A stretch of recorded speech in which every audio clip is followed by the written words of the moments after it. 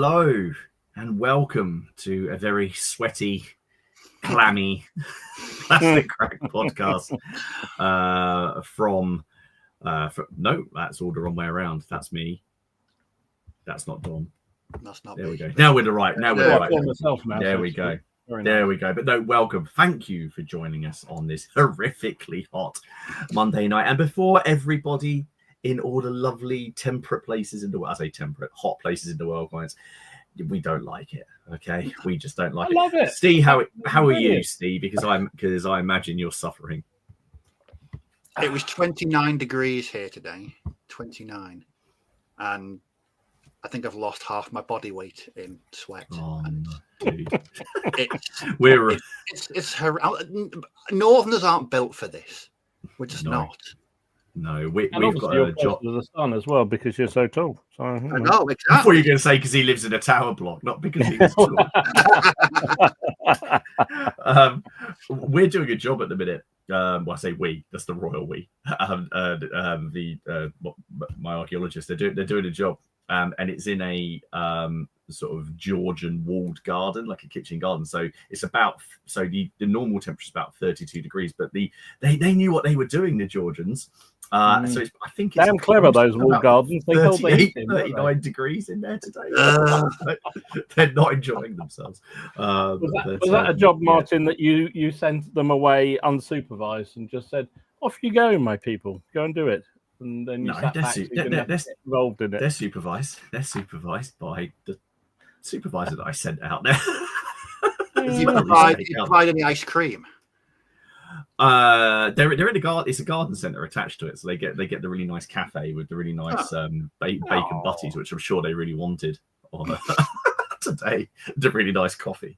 No, it's very pleasant. But anyway, thank you very much for joining us today. Today we're going to have essentially a 6-month check-in on where we are with the hobby, with our channels, checking with you guys as well. There's been some comments on the Facebook post, and basically just see if any of us have stayed the course, if any of us have completed what we thought we were going to, and if any of us were looking forward to anything that we've now decided was essentially turd. Because I can't think of another way to put it. So there we go. But before we start, Dom, how are you? Because you've been AWOL for a couple of you were AWOL, then you came back, then you were AWOL, and we were with Ken. I know. And the rumours, the fact that me and Ken are doing a job share is completely unfounded. I'm good, thank you. No, it was. And despite, I noticed somebody again said, "Oh, Dom's always on holiday." Yeah, I am trying to be always on holiday, but in that case, I wasn't. It was some friends of ours who got married, or they reconfirmed their marriage vows or something. And they did it on a Monday night. I said, "Monday night?" Anyway, so yeah, that's all it was. That sounds personal to me, Dom. That sounds very. Yeah, I said the same thing to Elaine. I said, "Come on, this is ridiculous. Don't they know what I get up to on a Monday night? Everybody knows." Anyway, so there you go. So, no, that was all it was. So it's all been good. So I was away for a week, then I was back, and then I have been back. It's just that. That's why I wasn't that's my not reporting for duty on Monday night. But I can happily say I will be around for the next, at least a couple of weeks. Well, we've got some exciting things coming up. We're not going to mention them too much today, but it's very exciting, and hopefully it just won't be as hot. Anyway, let's check in with everybody and see how they're doing. Paul, hello from Mercia. Betty Swallock has blessed us all. Far too many fans strapped to me to do any sort of hobbying. David Baker, how you doing? Good evening from a sweltering Gloucestershire. Do you know what? I think any time I've been to Gloucestershire, it's just been boiling. Anytime I've been there. Yeah, anytime I've been down part of the country, I don't recall any rain whatsoever. It's always been sunshine. But we got a high from a very hot Germany. 100-year war Scots night from Andrew King. Nick's here, no shed tonight, watching in the garden with a large malt. It is a wee bit warm down here, isn't it, Nick? Bicker City, you're all right, Don. How are you doing? Hot here in Ohio, but a storm is coming. in, so that may help. That sounded very profound. That was almost That like does, isn't that from a film? Storm's coming. Storm is coming. I don't. Yeah, it sounds like something Nick Cage would say before he It then does. ruins the movie. Yeah. Evening, Lionheart's here. How you doing? Richard Hawes, Carl Burks, Red Steph. You all right? Rich M, how you doing, dude? It's too warm to hobby, but not too warm to sit and listen to some good chat about hobby. Well, you might be reaching there. And read the comments. Best way to while away an evening in this walk. Thank you. This is actually what the weather was like when I was listening to a stream when it was just Dom and Ken and drinking gin in the garden with Haley. Listening to Dom complain about my command base. Andrew, how you doing, dude? Bill Dutton, Rigo, how you doing, dude? How you keeping? Nick Games, hello, dude. How you doing? Philip Redman, how you doing? Carazette, Mortzik, how's it going? It's nice and not bedrock melting warm up here. I'm painting Hero Quest. Yay! Bear in mind, the only time that I've been where you live, it was like minus 28 degrees. I believe you. Trevor Hodgkins, how you doing? Mike Schubert, Wout Hendrickson, Josef Kranowitz, how you doing? Mark Riding, Granddad's Art Space, how you doing? Steve Harbour, Shell Shot Scenics, The Hobby Brush, far too hot hand digging holes in roads today in Surrey. That does sound horrible. But if it melted all the tarmac, were you just like scooping it out like hot flapjack? Not sure I have the energy. The whole idea to go around in front of where Ken is and dig holes for him to fall into. It's like a video game. I'm sure we could sell that to someone. I think we could, couldn't we? Yeah. Yeah. Andrew Oates, Double Dip, David Benton, how you doing? Darren Ling, Camberwell Johnny, how you doing? Nathan Fishwick, the real Steve. It's right. Hey. The real Steve. Do you get as uncomfortable in the hot weather as the fake Steve that we have? Is that? Yeah, I think it's a northern thing. Is he like a finished version of Steve? They can self-regulate. It's terrible. Dom, where are you going? I've lost. It's too hot. It's too hot. He's just going out. Something. What can I say? It's too hot. He's just going. Do you think the real Steve is like the complete opposite of the pretend Steve? Do you think they're sort of, he's a short man, lives in south of England somewhere, loves the Smiths and sensible beers. I'd be very surprised. These are questions that need answering. This is a whole stream. Simon Stokes, how you doing? Carson Lambert, Dermot Connolly, Battle Knights, and you for how you doing? Robin, the Clammy Crack podcast. Cheers, Robin. Nice to see you too. Gregory Morgan, Jeremy Lovell, how you doing? From Calgary. First time to ever catch the podcast from the start. Thank you very much for joining us. Basement, how you doing, dude? Tyler Counts, Broken Dice. Tyler's in hot Tennessee. Okay, I just guess that it's much hotter there. Lazy Pirate Painting, The Miniature Painting. How you doing? Nick Sinclair. There's loads of you tonight. You crazy people. I hope most of you are outside, or all of you. James is here. He did actually make it for this one.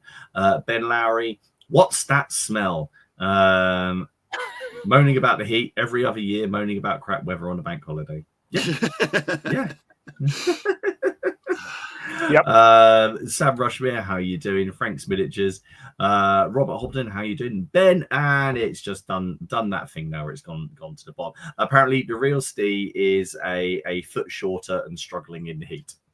Oh, okay. No, that's actually quite disappointing. I was hoping it was going to be completely, the antimatter and the black matter, and when the two ever met, that would be the end of everything. The anti-Steve. So if they both meet, that's what starts the end times. That's when exactly. That's what I was kind of hoping for. Yeah, that's actually not the twin-tailed comet, but the meeting of the Steves. and then the prophecy did foretell this meeting. The next Stephen King book right there. Anyway, guys, thank you very much for joining us. But yeah, how are you guys? How have you two been? Have you been all right? Apart from sweating a lot. Been great, actually. I can't say it's been too bad. Had a good couple of days. It's been nice. I mean, it is hot, but it's lovely. I genuinely love this. I think, although it is, I don't have to do physical labor, so that does kind of help. I know if you actually have to do anything in this weather, it's freaking awful. No, but for me, remember, Elaine said that you don't like to move around very much. I don't. I try not to move around at all, really, to be honest. I mean, walking between here and the house is as much as I want to do, frankly. So yeah, no, it's all good. But no, it's just nice, isn't it? Because you can get on, you can have barbecues, you can drink beer in the garden. It's all very good, and everyone's happy. It's one of those times of the year when the weather's nice. If you sat in your garden in the morning wearing your boxer shorts and having your cornflakes, people look at you a bit weirdly. But you do it this time of year and it's all fine. I don't know. Well, maybe it's just I don't know. Maybe I don't know what your kids are like. But my kids just come in from school and they're already like hot and sweaty and dirty, and then you sort of clean them up a little bit, and then they make a beeline for the garden, and they just destroy it. Then they come in, destroy. I don't know. Everything is just so much harder in the heat, and then you're trying to get them to sleep. And but then you just put the watering, the hose on or something. You just Haley did blast Robin with the hose, and that's Robin, my daughter, not Robin. although I'm sure she would do that. Hey, Miller's here. Hello. Hello, Miller. Hey up, mate. Hello. How are you doing? Right then. So, as I say, we're going to be talking about your 6-month hobby check-in. This is like your hobby MOT. How's it going? Is there an advisory, or is there something that's causing catastrophic failure, which means you need an intervention? So we shall check in. We've got ours. There's a few online, but feel free to pop yours. Let us know how you're getting on with your projects. Did you have the idea that you were going to be building 96-man pike blocks all year, and you've actually just built loads of badgers, or something like that? Just let us know. Did you start with grand plans, and they've fallen by the wayside? Just let us know. We're just going to what's the term? I can't remember. Shoot the shit. Is that what they say? Is that what people say? Do people say that now? I don't know. I don't know, but you just did, so it's fine. There we go. Paul's getting things running by just writing catastrophic failure. He could just be talking about our stream. I don't know. He could just be talking about us. Is your internet all working now, mate? That was last time I was on. You kept wobbling in and out. Oh, you mean when I got angry and rage quit? Oh yeah. Was that? Yeah. Well, no. You couldn't see me getting out, like how incensed I was getting. I think it's all okay now. It hasn't come up with that funny little symbol on the screen that basically says that it's going to kick me. I don't know. I have no idea. But it was everything in the area. It wasn't just me on the Sky. It was everybody. So I think someone was arsing around with the exchange. Or something like that. But yeah, well, what have we all been up to? So Dom has obviously done nothing for 2 weeks. So he'll have painted no miniatures. He'll have done absolutely nothing. Absolutely nothing at all, apart from a couple of things. A couple of things. A couple of things. I haven't done that much. I mean, I felt like I've done a lot more than I actually have, but I'm quite happy with what I've done, if you see what I mean. So, obviously, I've got the new Italian Wars supplement from Warlord, so that's really got me very, very excited and got me. Yeah. I've got that up there to have a look at. I need to ask you some questions. I have questions about it. So yeah, it's quite a nice book. It is a nice book. I mean, I think genuinely I'm not going to comment on the historical accuracy because there's more out there that will know about it than I will ever do. But I think in terms of the quality of the book and the way it's laid out and tries to bring it fairly to life for an average Joe. Yeah, really well done. My questions about it are more for Warlord than the author. I have 3 questions which I'm a bit perplexed by, but that's why I wanted to speak to you first. So I'll speak to you. I'm not going to air the one here because if it could just be that I'm being an arse and totally wrong, which is probably correct. So I don't want to say them, but yeah, what have you been doing? So it's got me going again anyway on my Italian Wars project. So that's really where it's got me going because I mentioned this a couple of weeks ago, but I obviously started. I was really keen to do Italian Wars for some unknown reason. I think I blamed Steve. It was all his talk about cod pieces and things like that, and doing his Landsnet project. And I thought, you know what, I fancy doing that. So I started it, and then because I didn't really know what to do rule wise, it kind of stopped. And but now I've restarted again because of the supplement. So which has really been fun. So I've enjoyed it. So some of these I've shown already on the Facebook, but there's a couple of artillery pieces. light cannons that I'm going to use. They're sort of, they were Lovely. originally part of I think the War Games Atlantic. No, they're not. The War Games Foundry metals, and I bought them with a project in mind, which I've now been very disciplined for once and said I'm not going to do it. But I thought they can be repurposed for. So all right. So I can say this out loud now because we were talking about that videos and things that get you in trouble watching, and I don't mean that sort of in trouble, but historical things that get you into periods that you hadn't really thought about doing. Yeah. Well, that one I watched, which I've talked about a couple of times, about the Portuguese conquests in India and the Middle East and what have you, and into Ethiopia, got me really, really excited about doing that. So I did buy a few figures from the War Games Foundry. I think it is called something like the Portuguese Explorers or Pirates. I don't know what they are, but so those guns are from that range. Okay. But now I've decided, because the date roughly works with the back end of the Italian wars, I thought, well, I'm going to just repurpose them for that. So yeah, they look. So yeah, they're fine. Some of the helmets are a little bit too early, but too late for the period that I'll be doing. But what the heck, they'll be fine, and they're nice models. So that was that. I did pipe block. That's cool. No, Yorkshire Ken wouldn't agree that's a pipe block because it's only 24 figures. But it's. I suddenly started. I thought I'd finished with all those Perry War of the Roses figures, and suddenly I'm launched back into sticking together yet more of the little buggers. I quite enjoy doing it. So so that's one. There's another one on the painting table at the moment. I'll probably do 3, I think, for the Florentine forces I'm planning for this. So yeah, that's kind of done.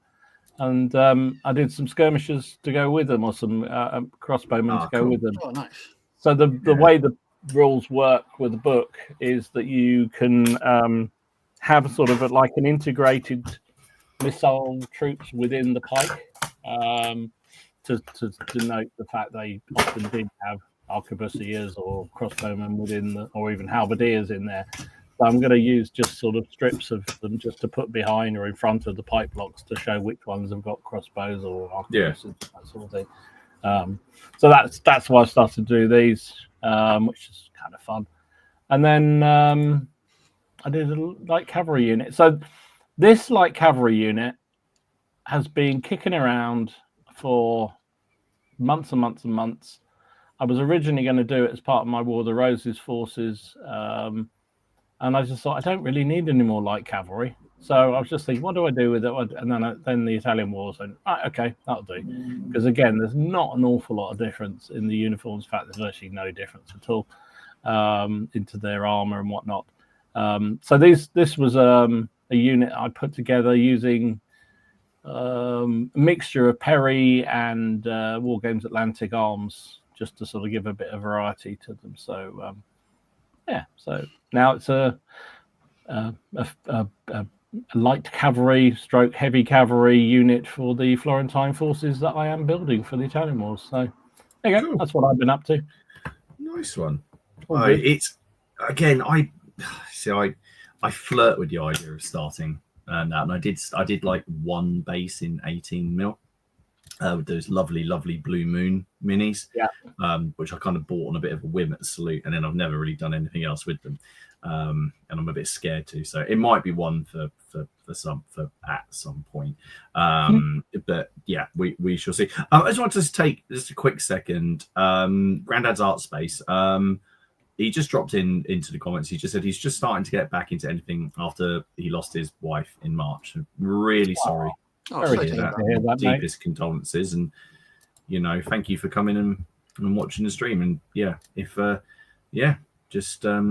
really sorry to hear that. So take your mind off it tonight, then hopefully we can do something to help. Absolutely. Absolutely. Steve, what have you been doing, mate? I'm painting a giant fly. Yes, So I didn't screenshot. You made a bit of an address. Oh yes, do you want to tell the audience what you said? That was hilarious. I think you should. Can you read it like you're giving some kind of like rally? Which The one about your Facebook channel. Oh, that. Oh no, it's not. It's not meant to be anything, drastic or world changing or anything like that. I've just for a while now. I've struggled for content. I've been struggling for ideas, and I'm quite burnt out on historical gaming. I see loads of it, and I've been painting it, and so I've really struggled for content. But in the past, I haven't put any weird shit on my channel, because people don't like it, and so I never did. Oh, shit. And I've really been struggling, and I thought, you know what, arse to it. I'm going to start putting the weirdest of weird shit on my channel. If I'm doing something, if I'm doing big flies or space weirdos, I'm going to make videos about it. I don't care. I really don't care anymore. Was this action approved by the Council of Stees? Yeah, we're having a convening at the monument later on to discuss it. No, it's just something. It's been on my mind for over a year now, because my proclivities have changed over the years, and most of the stuff that I paint or work on never ever gets shown on the channel. I don't make videos about it. Occasionally I'll make a Turn 28 video, but it's never been anything that I've ever wanted to put on there, because you know what YouTube audiences are like. They're a bit fickle. Yes, Tom and I have experienced that this week. And so me putting something weird on the channel may be the YouTube equivalent of finding me pissing on your Christmas presents.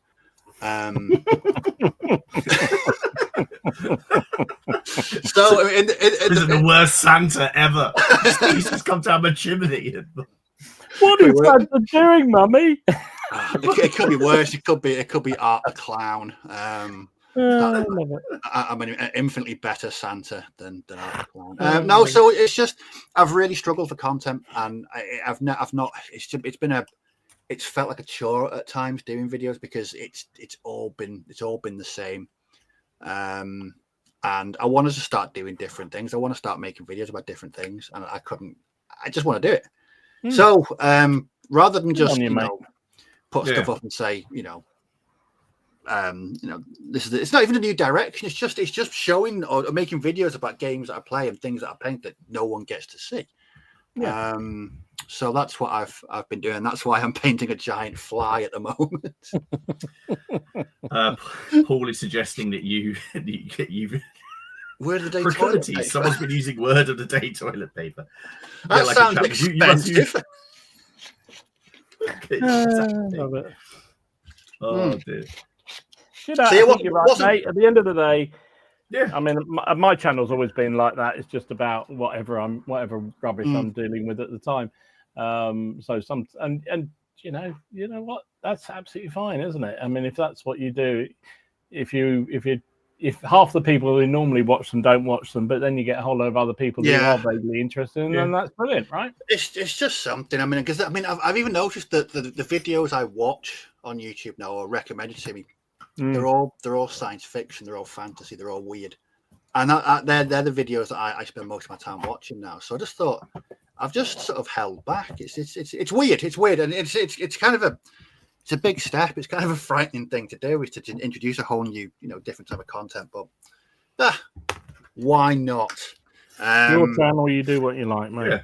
I'm going to. So what have I been working on? Right, I did this on Saturday, and I posted this on Blue Sky, and I did not expect the response that I got. My phone has been blowing up with Monty Python quotes and lines all weekend because I did that. I absolutely love that. So that was Nice. picked it up at it was the free miniature at the Warlord Games 10th birthday anniversary. It was 2017, and it was in the stash for ages. And I painted it, and it wasn't very well painted, and it was just in the stash. Just put it in a bits box. But I found it again on Saturday morning, and I thought I could do something with this. So I tidied it up a bit, stuck it on a display plinth. And now I've got a nice addition to my display miniatures in the living room. Love it. Absolutely love that. I'd forgotten how good it was. Very It was. cool. It's the favorite. It's one of my favorite Monty Python scenes of all the films. It's just. So I've got a question. How soon after you finished it did you put the film on? I nearly put it on Saturday night. Because like I said, I was getting people liking it and replying to it, and it was just all it's a flesh wound to put a scratch and the things like that. It was really something different. So that was good. Then earlier this, I think it was Friday. I bought these. I must have been about 6 or 7 weeks ago. I'm working on Old West Weirdos, so it's like a Wild West version of Space Weirdos. And I've been buying bits and pieces from war bases. So I got the Pinkertons. I really like those, but I wanted some sort of Native Americans as well. So they do a set of Pawnee, and so I picked those up. And so there's 2 of them. Very cool. Skin tone is awesome, dude. It took me ages to work out how to get that skin tone, and the war paint was putting me off as well. That's why they were just sat in the stash for about 6 weeks. And I was like, how am I going to paint these? But I just sat down on it must have been Wednesday night, and I finished them in sort of 2 sessions. And they're lovely. They're from the Black Sheep miniatures range by War Bases. Set of 5. Really nice sculpts. Nice. They paint it really well. I'm not going to lie. Painting the war paint was terrifying for me. I'm not. Well, and remember, people get very upset about things like war paint on YouTube. They do. I can imagine on YouTube. Is that the right shade? Because remember, I got slaughtered. Oh, yeah, the wrong shade of woe. You're woed, woe. Yeah. It didn't matter how many experimental archaeological things that I linked to this guy. He just would not let it go. He just wouldn't let it go. But they were great fun to paint, and a really, really lovely range of figures. And then I went back to the weird stuff, and I completed another. It's called a Putrid Blight King. So it's that one is also. I love that. You might want to get that leg looked at. It's looking a bit. What the absolute Jesus is that? There you go. That could be what happened. The King of the Tafers became when he stopped leading his peasants. That's his demon form. That armor, dude, is so cool. Thank you. I know it sounds weird, but I do like your postures. I'm enjoying painting open wounds and pustules. It's a strange thing. So that's the 2 so far. Nice. And you know what? They're lovely miniatures. They go together so well. There's no gaps. There's no fannying around about what goes where. There's so many options with them as well. You can build them in so many different ways. And I'm just painting this spearhead box. It's just I'm really enjoying myself. It's just great painting. And again, that's why I'm painting a giant fly. I mean, is this again more of the painting because you're enjoying the painting, or are you actually thinking gaming wise with them? No, I'm not even thinking about gaming wise, because I've got no opponents to play anything Age of Sigmar related with. This is, I could probably use these for Sword Weirdos or Age of Fantasy Skirmish. There's loads of games I can use them for. I just like painting them because they're absolutely bloody brilliant figures. They're just fantastic, so well sculpted. They go together really well, full of detail. And it's good to be painting something that's just enjoyable. That's what I've been up to. So, but this fly is probably the biggest thing I've painted in a while, and it's pretty hideous, but it's enjoyable as well. Awesome. Well, they'll probably leave because that's probably actually a bit of a sneak peek into what we're going to talk about. Actually, I didn't really think about it, but that'll be cool. I haven't really painted anything this week. I'm currently sticking together Saxon Buildings. Did play our first game of Pillage. Robin and I did. We sort of tested it out at the start of the week, and this was one of the main moments in town where where the Normans attacking the Huskarl, who's getting attacked in the back, and then he's getting attacked in the back, and then there's a cowardly Saxon warlord just watching on, and a cowardly Norman guy with a banner just kind of trying to give them advice. It was immensely enjoyable, and I'm looking forward to playing again. And the battle report for that will hopefully be up in the next couple of days. So yeah, that was up, and then I don't know. I just fancy doing some more photography, so I just set up. I did this. I set up a whole another load of stuff, and just popped up some other bits. So that was it really. I've been sort of focusing a bit more on the channel side of things. Plus, I bought a new camera, and I was trying to get to grips with it and learn how to use it. It's been 6 years, so I thought, okay, maybe it's time I had actually used the camera, and then and of course you have that feeling. I used it for the battle report, and I don't think I just kind of pointed it at things, and then I'm looking at it in the editing, going, I think I need to crop this a bit more. Things have changed. Things have changed a little bit. So that was it really. I've made some some plans. I kind of like listed out some of the stuff I want to be working on, and got some plans for more battle reports. But other than that, not a great deal. I went to see Iron Maiden on Saturday. That was ace. That was phenomenal. Actually, it's probably the most people that have ever been in West Ham's ground as well. So I don't know anything about football. I just know I have a friend who supports West Ham, so I just sent that to them. Although Steve, actually, I think everyone will be upset. I went to go and order some beer, and do you know what? It was still half the price of what it was in the O2 at £7.50 a pint. But when I went to order, the choices, it just said cold beer. That's very ambiguous, isn't it? It's just cold beer. But the problem was, I was in the queue, and I don't know if you've seen him, but Maiden's intro music is Doctor Doctor by UFO. And I was standing in the queue, and then the intro music started playing. So I got the beer fear. So I just ordered as many beers as I could carry, and just said, I want this. I ordered can I have 6 cold beers? And I was just walking, or 5, wherever it was, and trying to slopped half of them down the steps. But it was absolutely awesome. It was fantastic. Yes. So anyway, right. Didn't know about it. What have people been saying in here? First pustule comment I've ever heard uttered. It won't be the last. It won't be the last. Anyway, right. Well, let's have a talk about sort of what we thought we'd get done, and sort of where we are. Because I've definitely been derailed. Well, I don't know if I've been derailed. I just completed what I thought I was going to complete, but then didn't start what I thought I would start. If that makes sense. So I don't know. Is that derailing if you haven't started something before, like failing it before you've even started? No, I don't think so. Just shows lack of commitment. That's all I'm going to say. Right. Okay. Right. Okay. Well.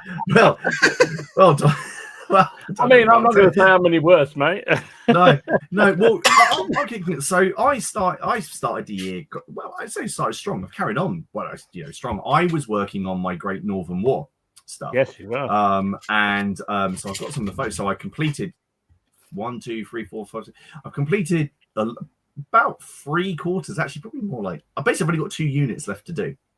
So I've done these guys. These were all 3D prints from the Battle Cat, and I've just done lots of nice flags and pipes. Just chucking lots of models on bases. Oh, that's not Great Northern War. And the cannons and that.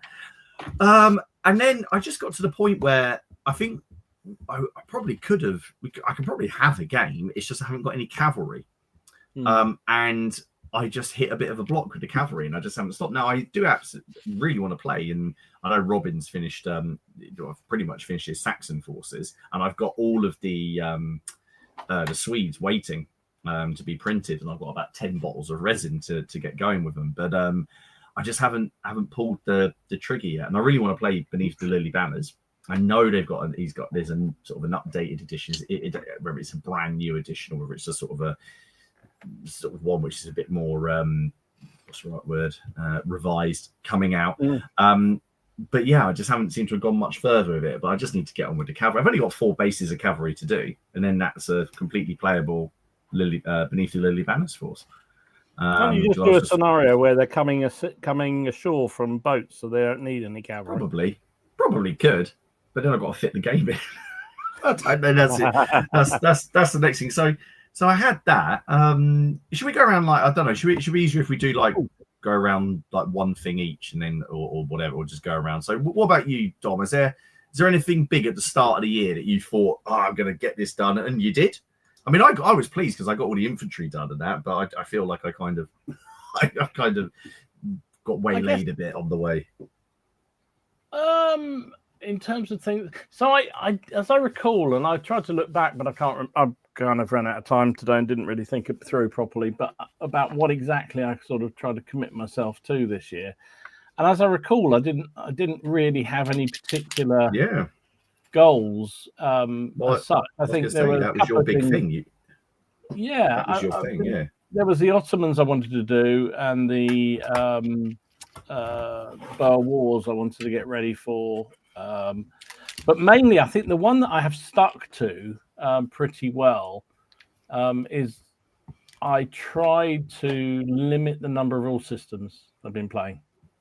I mean, I still get them wrong. Don't get me wrong. But at the end of the day, I wanted to do some. I wanted to make sure that when I'm playing games, what we found out, we were talking about in the club, is that we kept jumping between periods and rule sets and God knows what else, and actually then getting thoroughly confused and sort of just thinking, right, let's just stick to 1 or 2 rule sets a bit for a while. And so I think largely we've done that.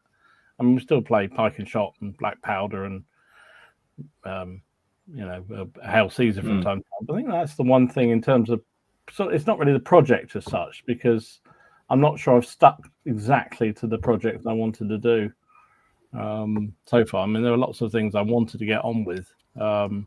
So the Ottoman project for Napoleonics, I cracked on through the early part of the year with that.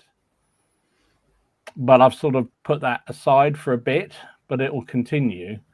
But again, it's because something else has taken over. So yeah, I think that was the Ottomans are sort of continuing, but the main thing was just that sort of resolution of just trying to limit the number of game types, if that makes sense. Yeah.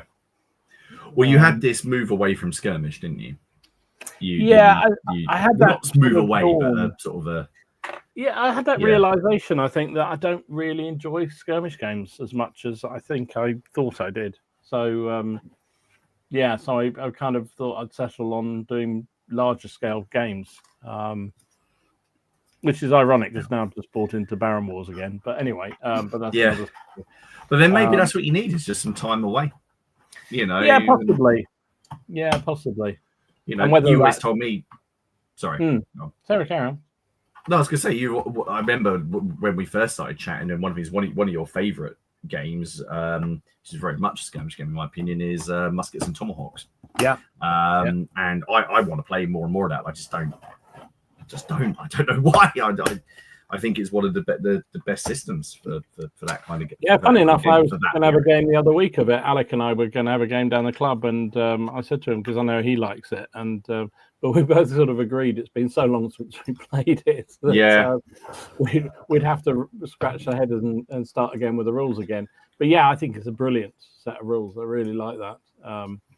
I mean, so I don't know. I mean, yeah, I think I'm certainly down the club, we play large games now, or pretty large, not large, but reasonable sized battles now. And that seems to be the way it goes. And I think that seems to keep us all happy.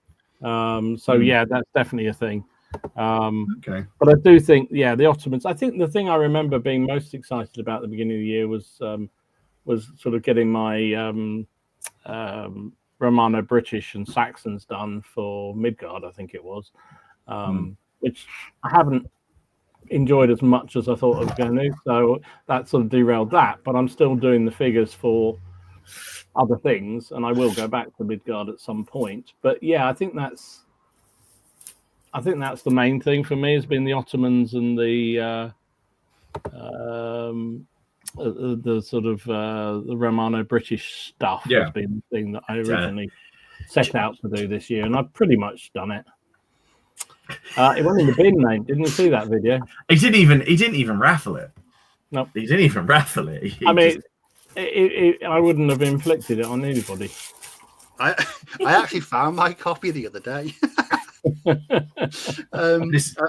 I forgot. I think it was Evil Jim sent me a copy. Yeah, he sent me mine as well. And I don't ever recall. I don't know whether I read the rules or skimmed through it, but yeah, I'd forgotten all about it. And then I was going to a bunch of books, and I was like, "What? What I love is if Steve goes away now and then loves it, changes his channel content to cover SPQR, and suddenly, you know. Steve, dude, what about you? What's something? Obviously, what do you think? What's been like? You know, what was something you set out to do, or check in on your projects? What's something biggest surprise for me was the sheer amount of 10mm figures that I painted earlier this year. Yeah, that's true.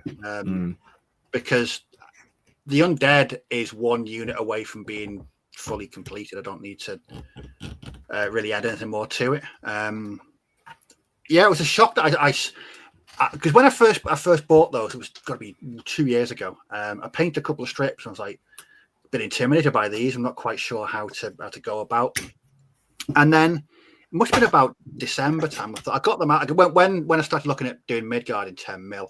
Because a lot of people on the Facebook group were doing them in all kind of mad scales. So I thought, well, it's a fantasy game as well, and I've got the orcs.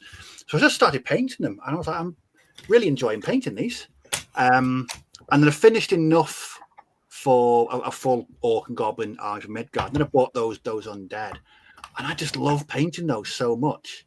I just got into such a rhythm with them. I honestly thought I was going to give up after a couple of stands, a couple of units, but no. And like I said, I'm three strips of undead cavalry away from completing the undead side of it. So I have 2 armies that I can use for Midgard, fantastic battles.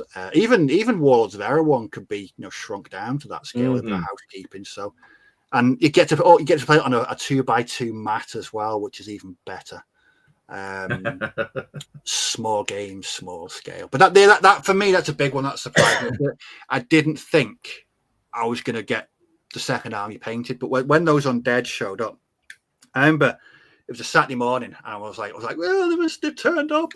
So I spent an hour organising what I'd got, and then by sort of 2-3 o'clock, I'd finished my first unit of skeletons.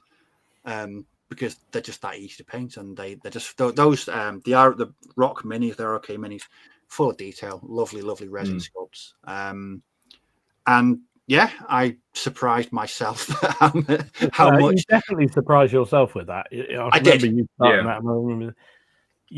just had that puzzled look on your face when you were talking about it. Like, why am I? I don't know. It's just enjoying myself. And the fact that I was there painting fangs on a 10mm vampire. No. I'm like, this is where it gets serious when you're doing stuff like this. But I was flying through it as well. I really need to just finish up. Like I say, it's 3 bases of undead cavalry. I think I've got possibly 1 more here just to expand it. But for the most part, it's all done. I've got the orc and goblin armies done, and the undead. So that for me is definitely something I set out to do and completed for the most part. I'm very, very surprised by it all.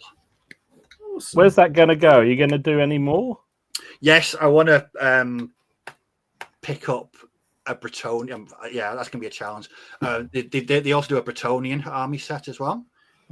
So lots of barded knights and Pegasus, and generally some peasants in there as well. But no, it looks really good.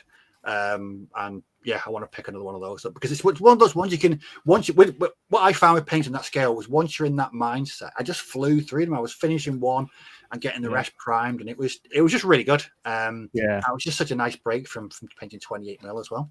So I surprised myself with that. I really did. Awesome.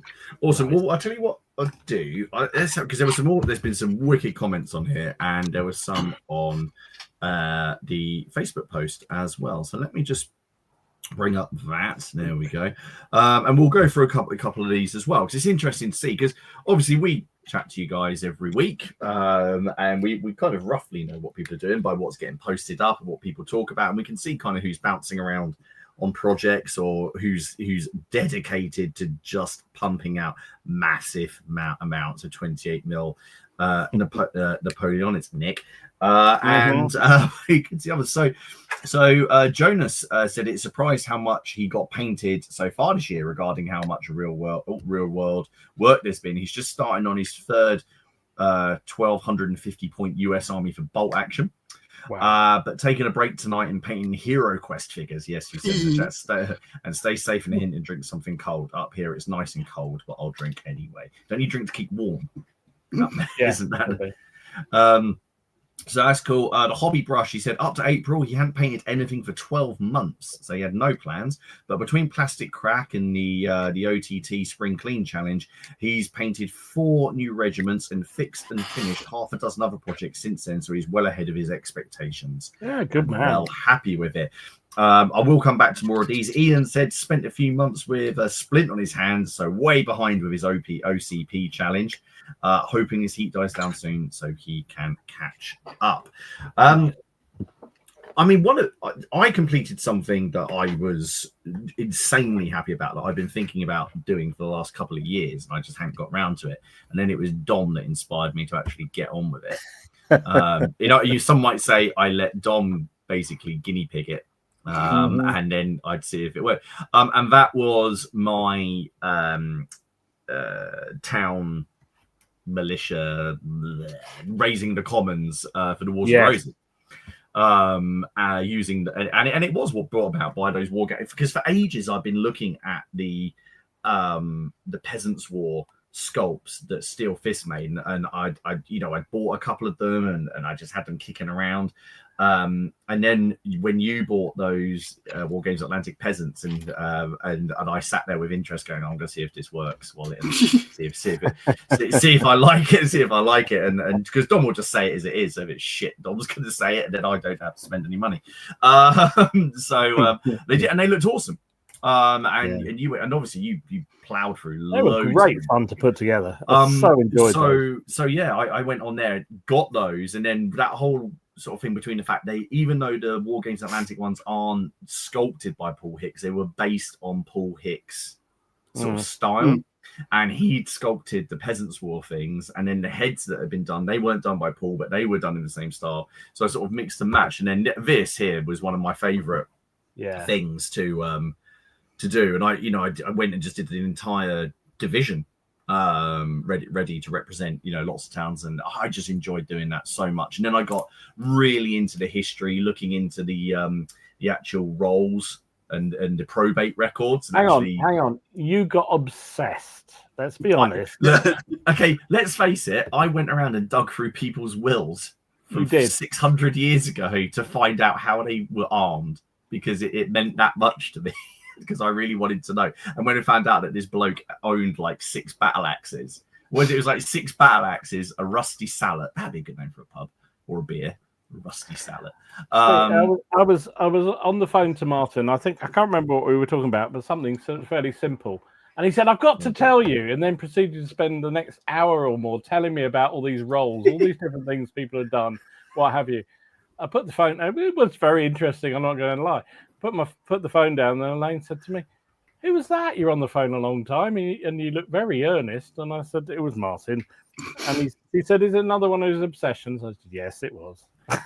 It was just yes, all right, okay. I have problems, all right. I have an issue. And why did he need 3 chainmail? And one of them was damaged. And then why did he have 5 axes? Because he had 4 mates. It's like, what I just love about it though is in the probate list, it listed where they were in the house, right? Yeah, because they went through it room by room. And okay, so the normal one was like the bishop's probate list were like, it's in the armory. In the armory they were 10 bows, this many sheaves of arrows. Some of the king's colours, just in case he comes past, and we've got a display, then we've got the king's colours here, which does also make me want to randomly put king's colours. Anyway, And then like for the commoners, it was under his bed, or it was in the kitchen. So why do they have 5 axes in the kitchen? What was the other one? I had to look up what some piece of. There was somebody had had 3 crossbows, a bow, yes. and it was like it was one man, and one of them was broken, wasn't it, or something? Yeah, one broken crossbow, broken crossbow, a rusty sallet, and then some yeah. And then and that's what I wanted to go for, was that look where people turn up, but this idea, because they're all out there, training and things like that, and then there were some people who were just. It was so fascinating, and I felt like it was so worthwhile. And actually, it was really nice to read something and do research and learn about how tooled up these guys actually were. So to me, in the end of it, it was like one of the worst things you could ever do would be to attack regardless of the fact it would be like a siege. But if they ever actually sort of like attack some, for example, when the York militia went out and fought for Lancaster at Towton, which must have been confusing. They were more tooled up than half of the people who had turned up to say fight for the Lancastrians, who'd just been like, we'll just pass through this village. You're coming with me, and that was awesome learning. I got so many emails and messages after that where people were just sort of like wanting to do research, and that was really cool. I really enjoyed doing that, but I haven't used them in a game yet. And they've been sitting done now for 4 months. I haven't used them yet. So I'll get them on the table, and then they'll just run away.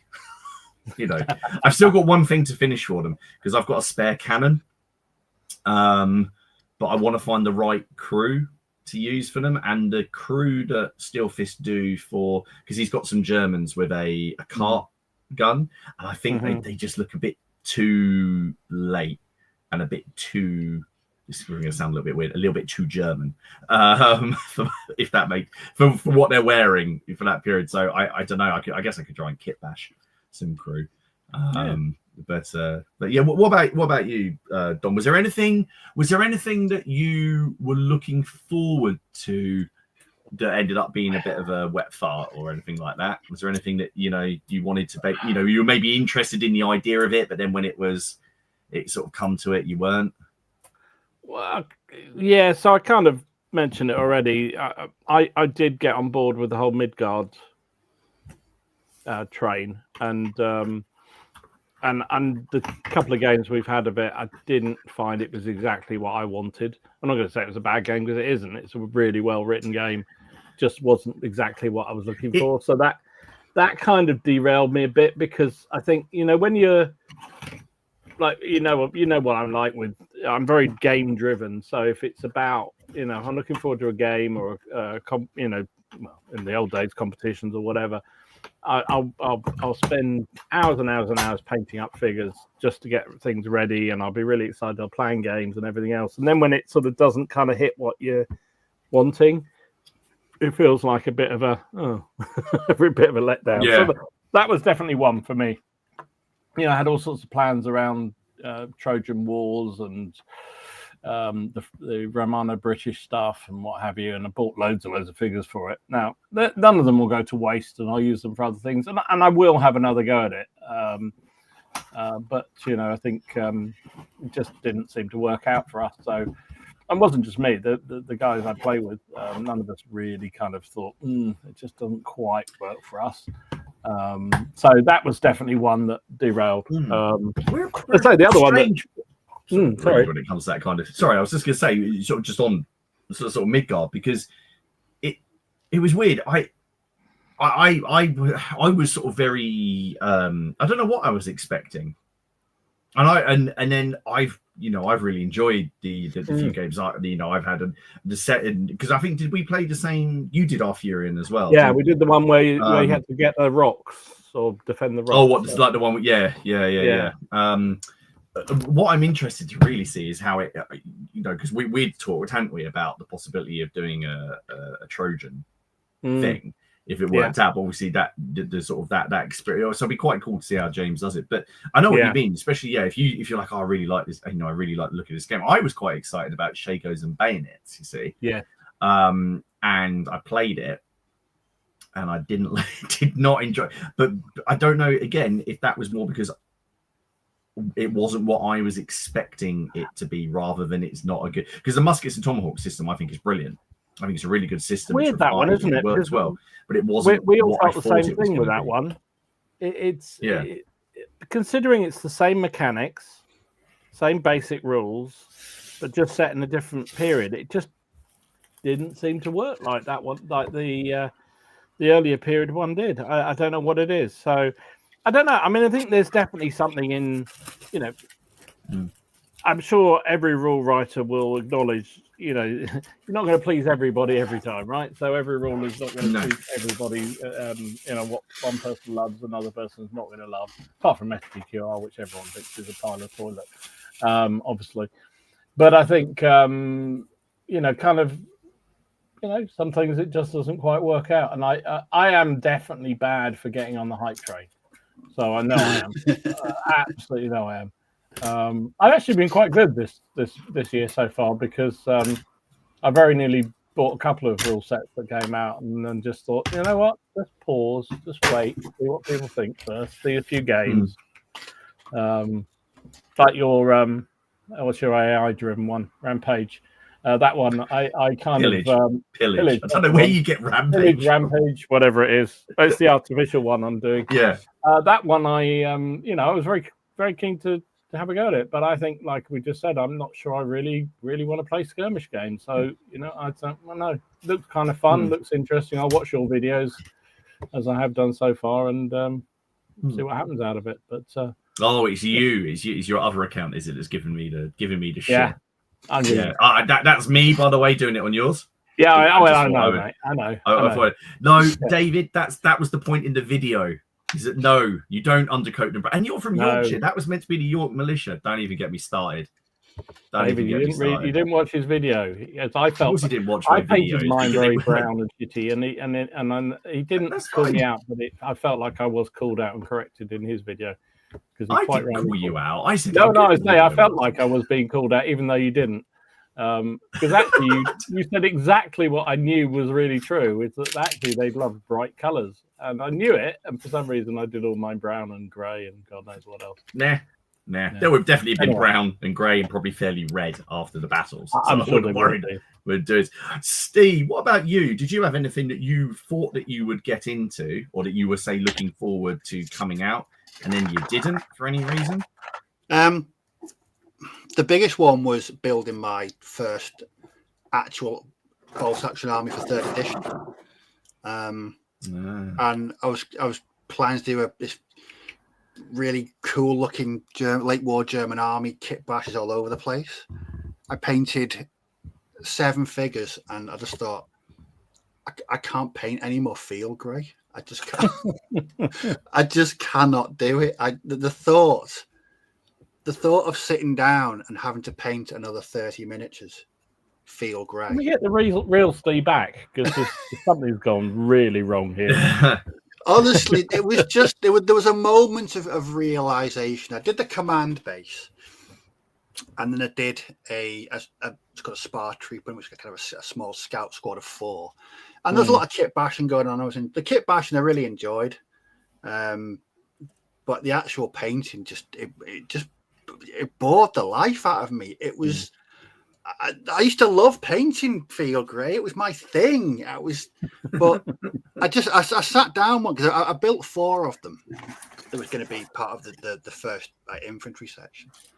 Sat down, got my field grey out, and just went, I just can't do this. I cannot do this at all. So I just put them away. And I thought, no. So that's why the other week when I did up those files from you again, they will be my German army of choice now for bolt action. I just don't, which is kind of a kick in the arse, because I picked up the those Victrix Germans the other week, and I'm really looking forward to them, because, and this is going to sound terrible, okay, I'm really looking forward to painting them because they're not Warlord. No, it's nice to have a break. No, it's nice to have a break from stuff. I mean, I always enjoyed those War Games Atlantic peasants and the medieval, because this sounds weird, because it's not the Perrys, and that's not because the Perry stuff is rubbish, because I painted so many thousands of them now that it's just nice to do something a bit different. Oh, I haven't. You see an arm and you don't automatically recognise and know what its number is on the sprue. So, I mean, I've painted so many bolt action plastics over the years, numerous armies, and I don't know. I mean, I even picked up that Veterans box, which is a brilliant box. It's full of details, loads of cool stuff in there. But the motivation was just shot. It was just completely gone. And I couldn't do it. I there was no. I wasn't going to force myself to paint field grey. But no, I know that's not going anywhere. I'm never going to work on that ever again. So you're going to carry on playing bolt action? Oh god, yeah, and I've got loads of armies that I'm currently reorganizing and adding bits and pieces to. Yeah, for third editions. I've got my Fallschirmjäger. I've got my. Clanger just says you should try Battle Group instead. Yeah. Well, it's interesting because Andy posted a battle report for Battle Group on my Facebook group using 28mm figures, and I'd never seen Battle Group played at 28mm before. I'd always seen it played at sort of like 20 or 15, and the report sounded really cool. It was a low point game, low figure game, but it looked really good. So, but no, with bolt action, I've got loads of armies, and I've not had to do much to sort of I mean, I think at the moment I've got 4 that are completely done, completely reorganized for third edition that I don't have to do anything with, which is more than enough. But it was a defining moment of hobby when you sit down to paint something that you've enjoyed painting for 6-7 years, and there was just this it was just a block. I just couldn't do it. I was like, you know what, I'm not doing this. This is quite therapeutic, actually. This is a bit like it is. It is. And so since then, like I said, I did the repaint of those Fallschirmjäger, and I enjoyed that. That was a good project. It was outside my comfort zone in painting camouflage, which I don't normally like. But yeah, the thought now, if someone said, right, you've got to sit down and paint 30, 40 German soldiers for bolt action, this is why the Victrix, they're so different, because they're slightly, I mean, they're not massively different in scale, but they just look different. It's something new. It's just something new that I'm looking forward to starting on. I've got no idea what I'm gonna paint them, but that's a big one for me, because I thought the start of this year for me was going to be a lot of bolt action building and painting, and it's not turned out that way at all.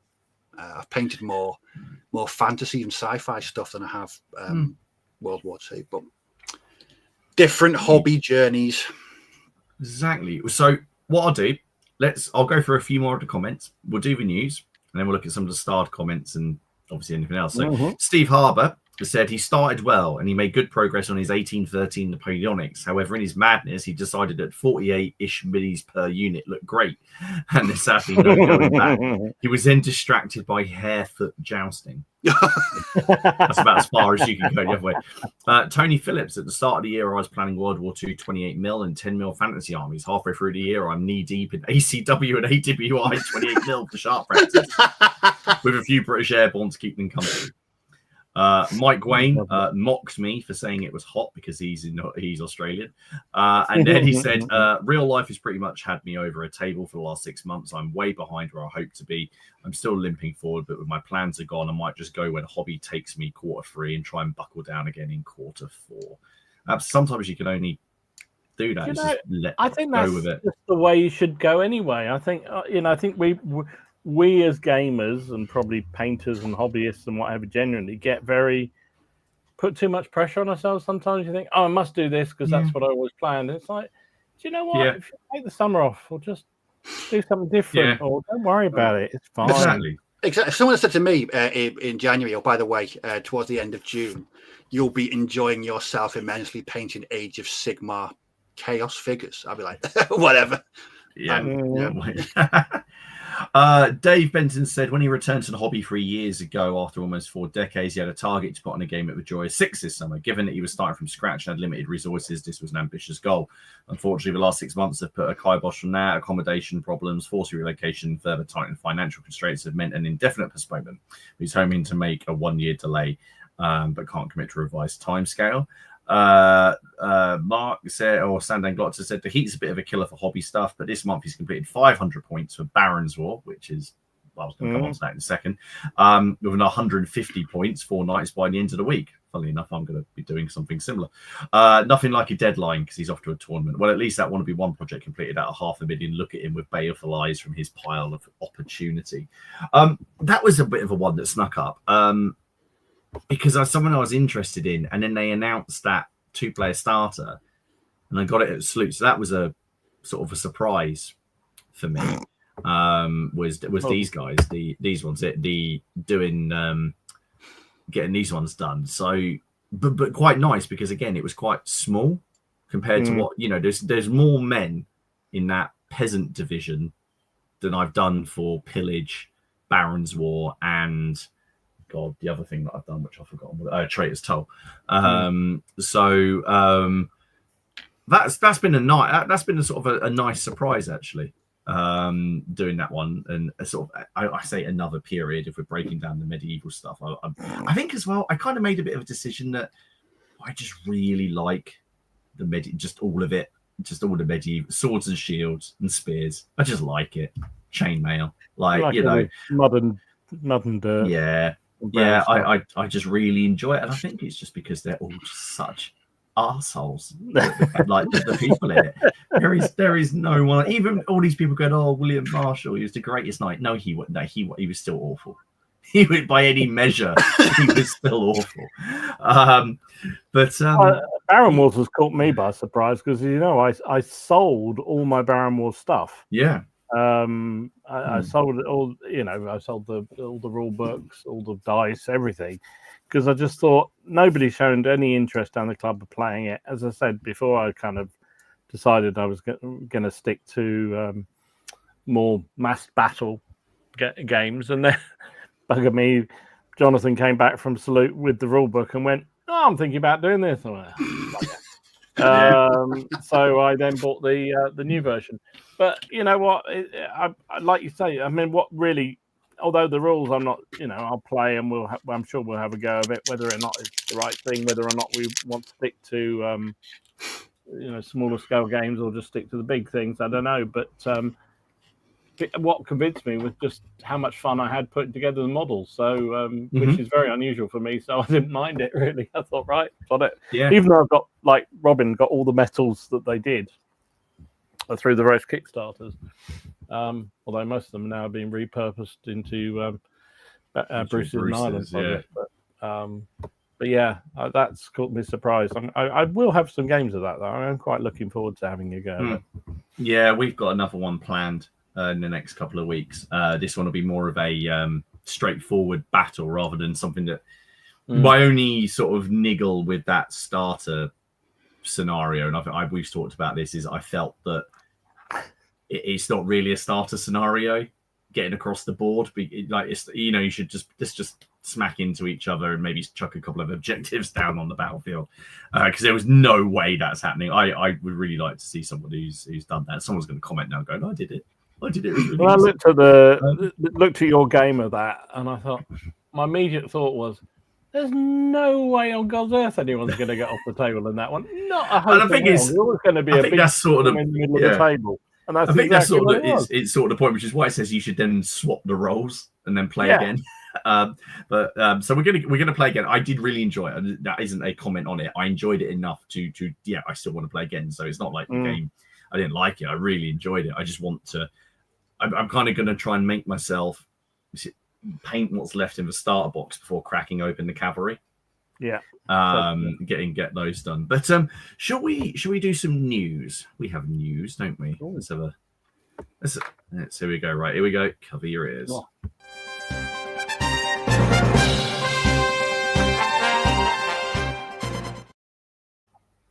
Yeah.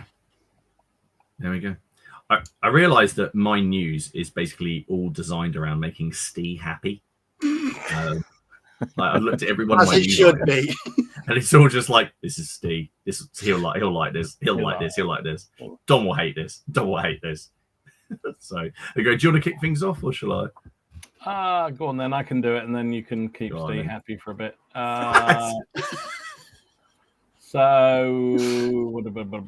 Right.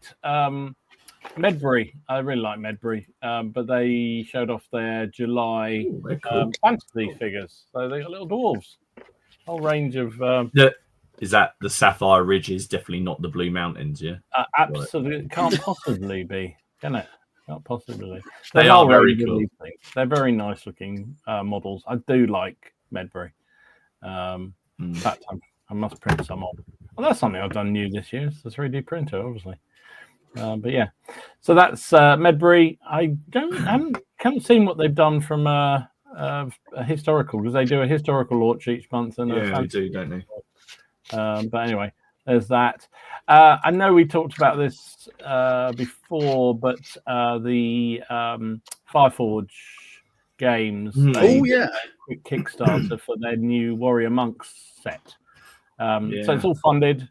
So expect in the coming weeks, I guess. Well, in fact, I think the article here said that they've already started to produce the box sets for it. So if you bought into the Kickstarter, wasn't really it was just sort of a way of them getting enough, I guess, money behind it before they launched the product, even though they were going to do it anyway. So, but if you've got their samurais and their Ashigaru, they're really nice figures, really, really fun. So, yeah, so they'll be on the street fairly soon.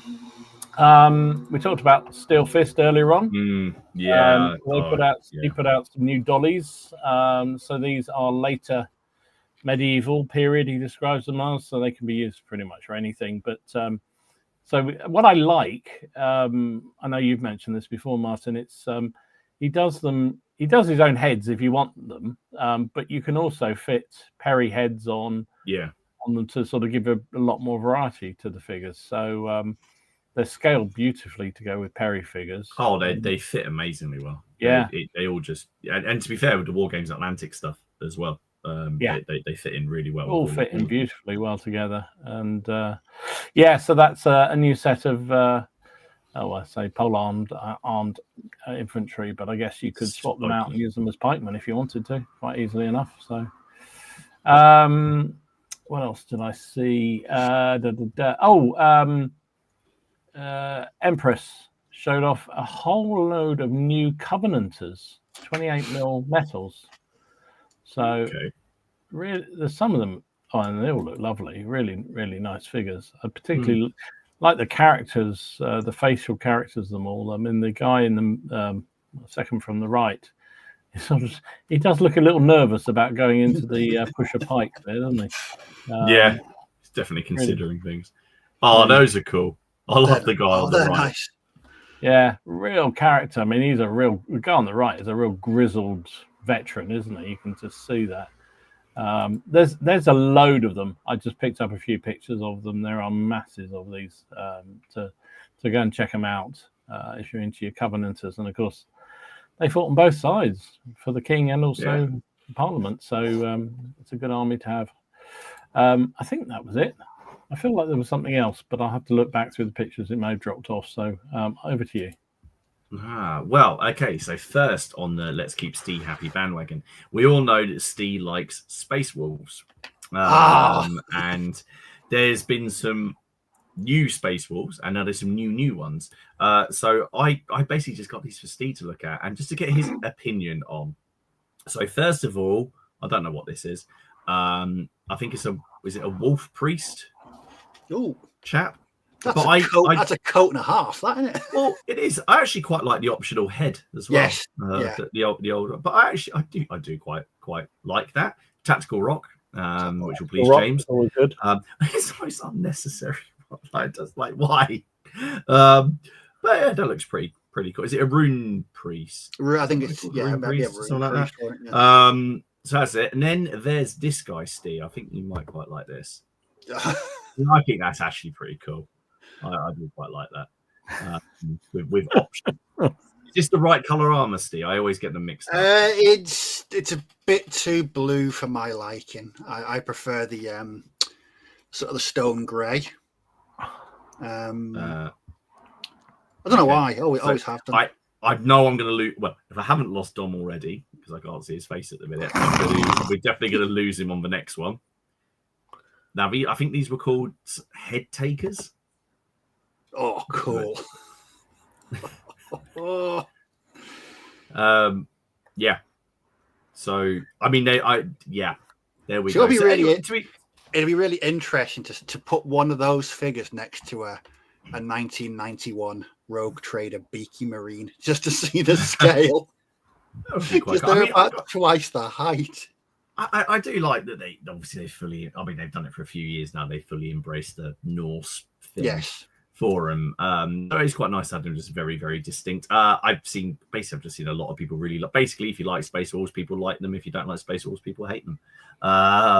If you're Dom, you don't care either way. So there we go. So that was the Space Wolves. Now the next thing up, which wasn't on my list. So this is to keep Bushido.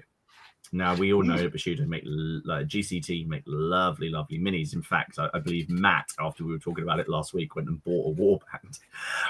So there's this new warband for the Cult of Uri, which are the undead ones that I have. So the guy, as I understand it, I think it's the guy in the middle controls the other four, I think, or maybe it's the guy on the left. Yeah, you tell me what's going on there, and then but I mean, they're all metal, which is Thing lovely. is, though, I even though they are metal, I'm not a fan of metal miniatures. All the ones that I've painted have been stunning, really stunning miniatures. Enjoyed them. I like that one. Yeah, one on the right, the skeleton coming out from the fire cloud or something. That looks really cool. And how about this one? This is for the Cult of Uri. There were loads, but I just picked the ones that were for my warband because I didn't want to show anyone. Look at that guy. Ooh. Tell me that's not Pyramid Head from Silent Hill. Silent Hill. Oh my! I really like that. I really like that model. I think that's ace. I don't know. It's quite simple as well. Well, maybe it isn't, but I do love this game. No, I really do, and I want to play more of it. I feel like it would be not impossible, but it would be an absolute bastard to try and film. So probably won't ever do a battle report for it, but I do want to play it again.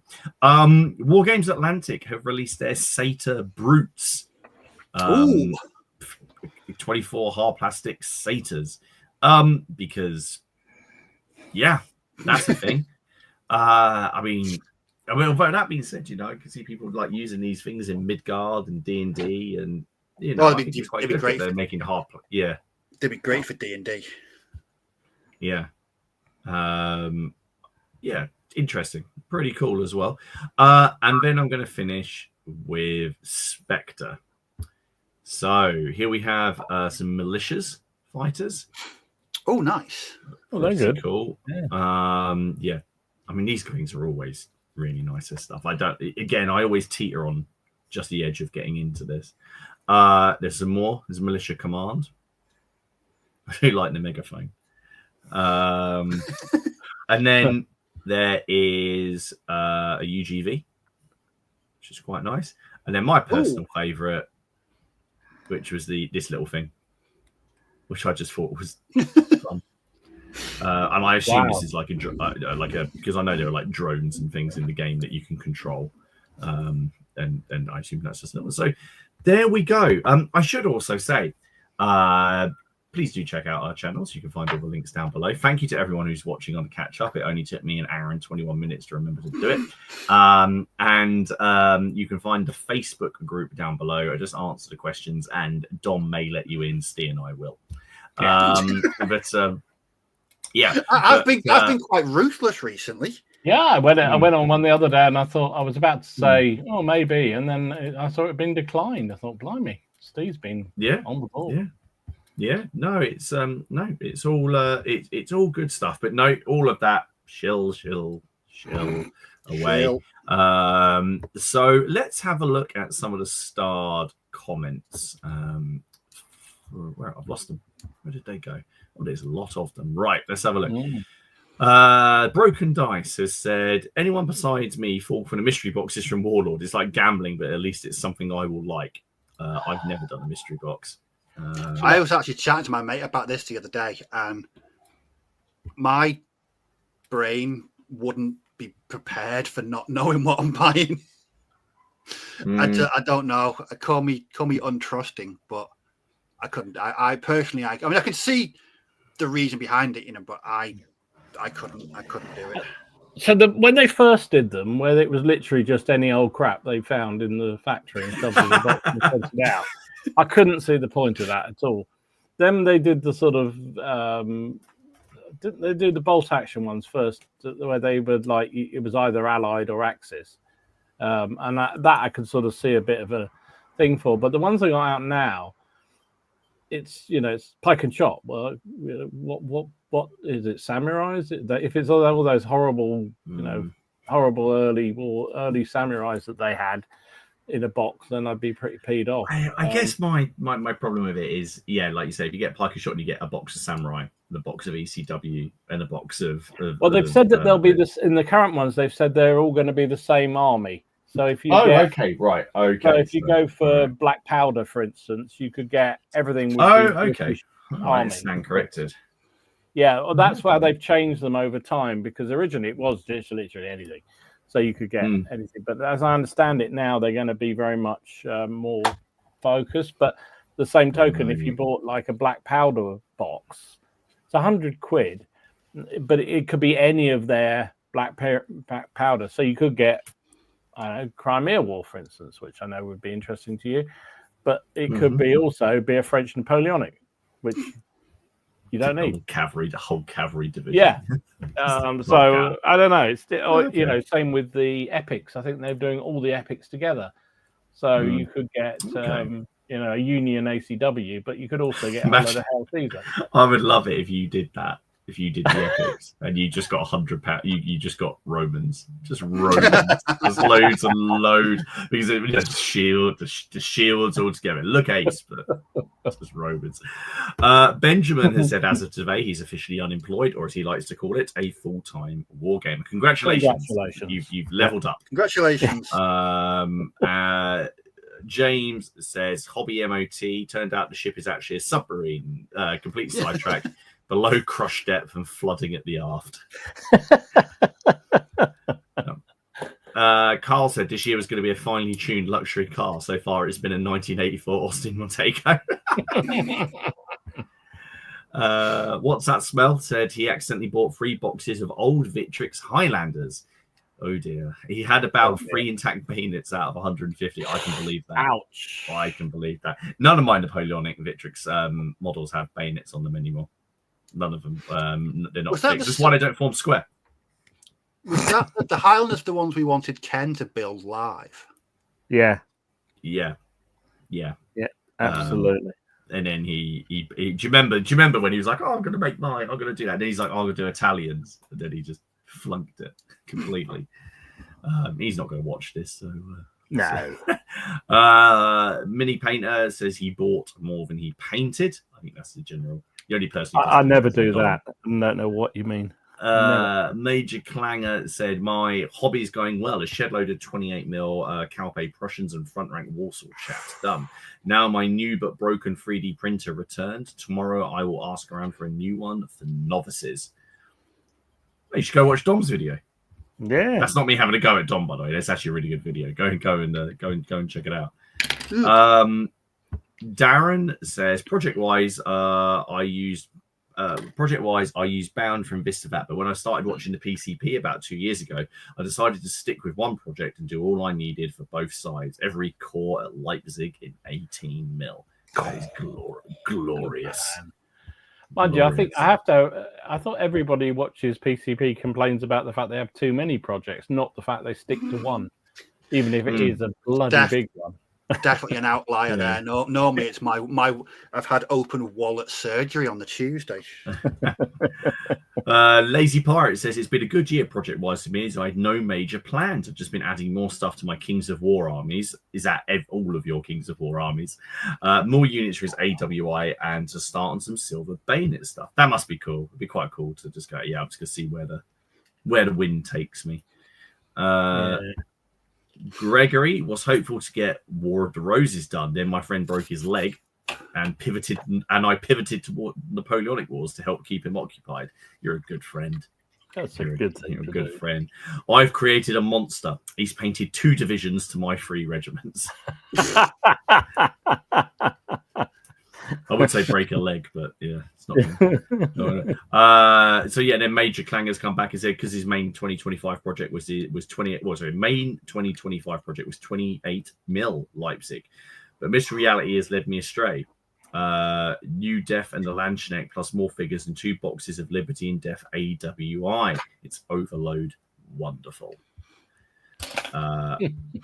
Paul says he likes skirmish games. The problem is there's so many and it'd be really easy to collect forces, but never really get satisfied, constantly just scratching that itch. I can see what you mean. Yeah, but that's the eternal question. Is it one game? Is it one period, one game, one system, or do you just get a spattering? Do you do a early medieval thing and get Saga, Pillage, Lion Rampant, Barons, or do you just get the whole smorgasbord and just play one game of each every few weeks, or just go to town on one? It's hard. Yeah, it's hard. I think part of that is I think that's one of my problems with skirmish games is my inability to stick to the minimum number of figures. So, if you've got, I can see it happening with Baron Wars. So you were quite disciplined with your video where you talked about building whatever the basic force was and then just adding to it. And I thought, yeah, that's the way to do it. I'll do that. I don't know bloody well I won't. I'll just go absolutely crap crazy, and before I know it, I've got 20,000 points worth, which I'm never going to use half of. So at least you're honest. At least you're honest with yourself, and you know it's going to happen. Has anyone seen that? I think is it called 1490 Doom? Has anyone seen that? Yeah, I've seen it, but I don't know what it is. Is it just Trench Crusade, but sort of Landsknecht-y? No, it's set in 1490. It's fantasy. What I like about it is that it's 3 figures a side. Dom's just sailed off the street. And you've seen it. Can I have a recount? How many? 3 a side. It's called a Doom Company. Can't possibly. Can't be a game with 3 figures.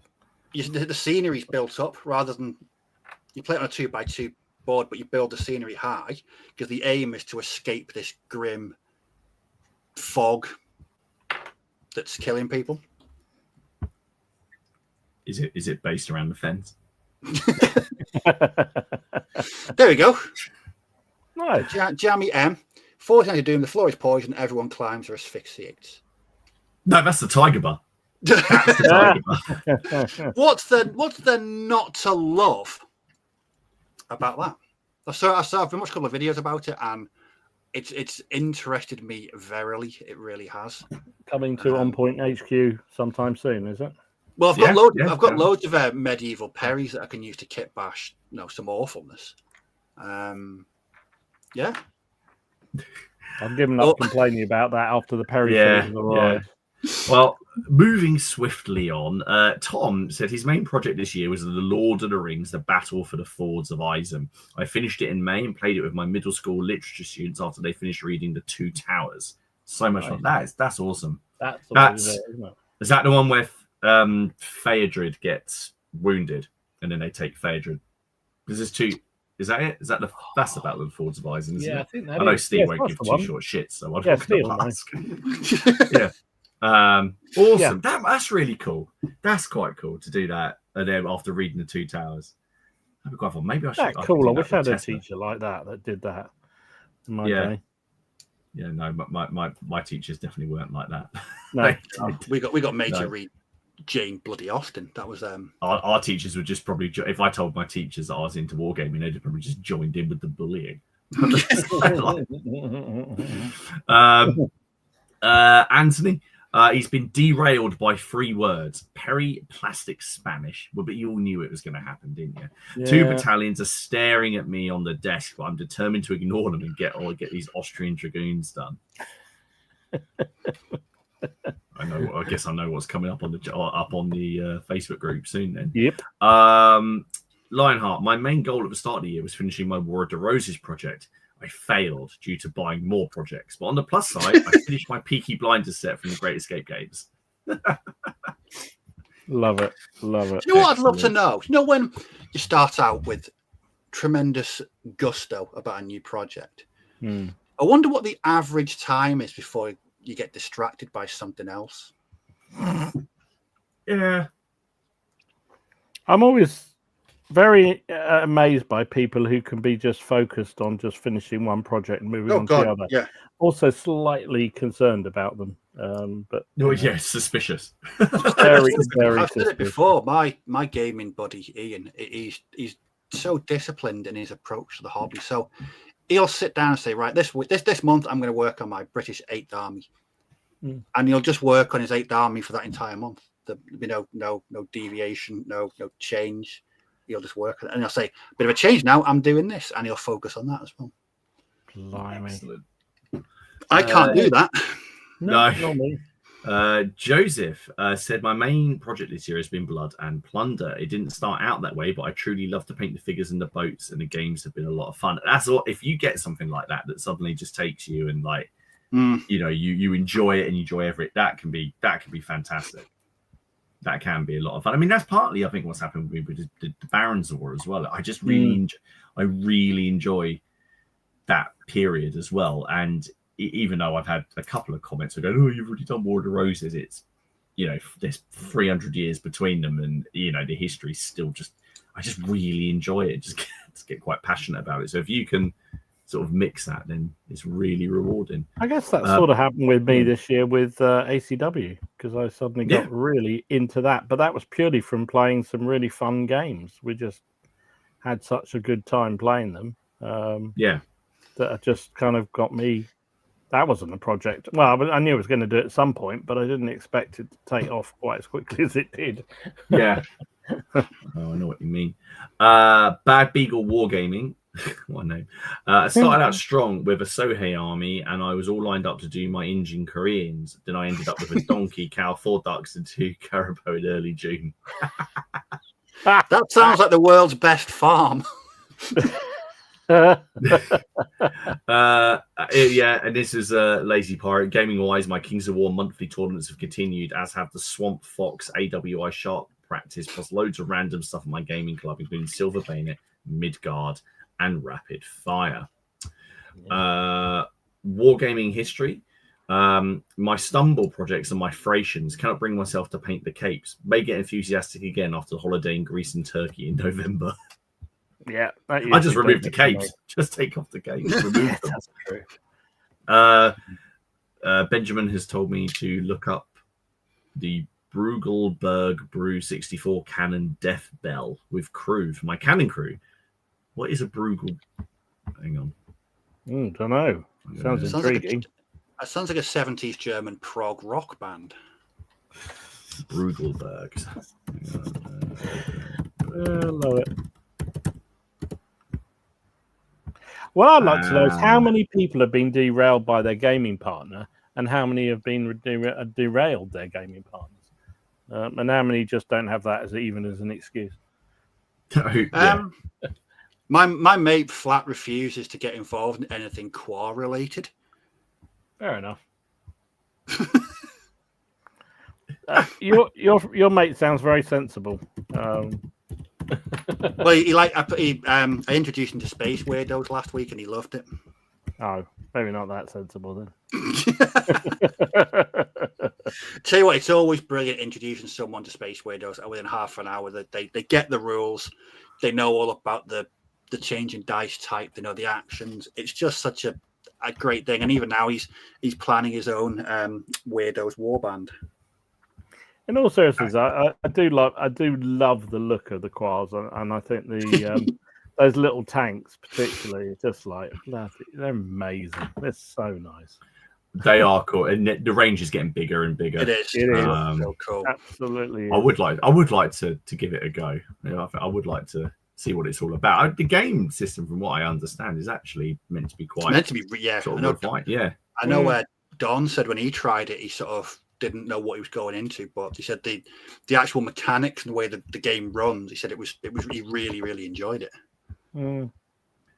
I've just found a picture of this cannon crew. What am I looking at? I think I picked the right one. Hang on, where is it? Hang on, there we go. This is. I mean, they are ace. They are ace. I don't know. Here we go. Go on.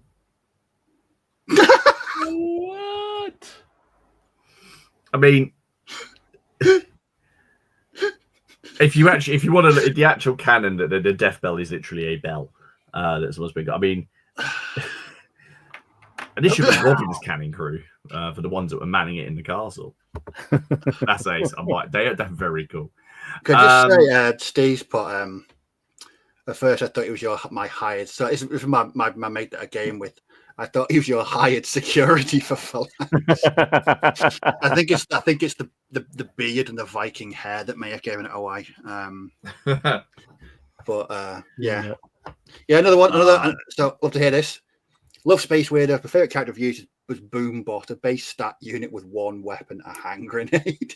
That's excellent. And Joseph's playing a game of Space Weirdo. It grows. It grows. Oh my God, game is growing. It grows. You have to let us know how it goes. Take some pictures and we'll chuck them up on the stream next week. Yes. Tyler says, being an educator made my hobby plans at the beginning of the year non-existent. I started to fire a lot of games Port Royal, and it's a fantastic game, but the sculpts on the sprue are meh. Okay, interesting. Okay. And then finally, the hobby brush. Some of my painting this year has been completing bits I started 20 years ago. Happy doing it at last, but will always follow hobby joy in whatever direction it takes me. Don't like planning it. And then just a couple more on. There is something so satisfying. I found that just recently. I can't say that. Well, actually, no, there are some figures of the Hellenistic Phalanx I did, which was probably 20 years old. But just finding old figures that you've got and just painting them up and giving them some love. There's something about it. I really find that really satisfying. I should really have a look at those Romans at some point that I've got, but the old giddy 25 mil ones. Oh yeah. Paul said he's not doing great, mostly because of real life painting and other house stuff. Time has been really short, and now the heat has pretty much killed the hobby apart from bits here and there. However, a spark of an idea is starting to rekindle enthusiasm. That's good stuff. Robin said, I can't remember what I had planned, but I probably haven't stuck to it anyway. I just float between projects like the joyous free spirit that I am. They're absolutely the words that I use to describe you. And then Pat said, I'm on track at the moment, even though I've slowed down a bit due to the extreme heat on the mobbing lights. He's done 6,240 out of his 10,000 OCP or OPC. Nice. Sorry, OCP is Robocop. OCP, It's a question. So I know Steve sort of already partially mentioned this earlier on when he was talking about his channel. So something that's happened for me this year, sort of 6 months in, I feel like I've paid a bit more attention to my channel, and I wanted to learn how to do some like new things with like editing and bits. I just felt like I just kind of wanted to do it. So I actually, went and like I did some. There's a couple of times it's gone really wrong. I'd just like to add. I don't think it's actually been picked up, but I had some absolute disasters, and I had to sort of re-edit things. But I actually just started to want to just learn a little bit more, because it's a fairly big chunk of my hobby is the YouTube, and it's not. Again, it's just almost a hobby in itself is the video making, and you've got to kind of almost enjoy it. I mean, don't get me wrong, it can be laborious editing.